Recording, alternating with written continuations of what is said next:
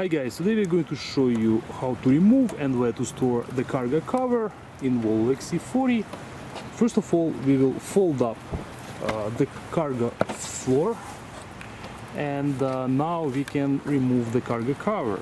So two strings get detached, and then you have to push it up to remove it from the hooks. After that, you will need to turn the cargo cover upside down like this, and this back end will go in first. Push it all the way, and now you can close this cover. Now you have more room in the trunk area in case if you need to transport larger items, and anytime you need the cargo cover again, you can easily take it out from there. Once you need the cargo cover again, you simply open the cover, remove it,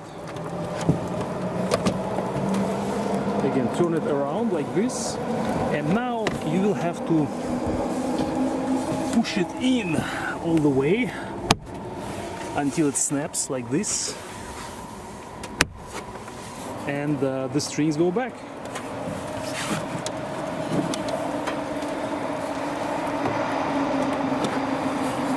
Now you can close the panel, and that's it, the cargo cover is back on. Thank you guys for watching, I hope this video was helpful, we'll see you in the next one.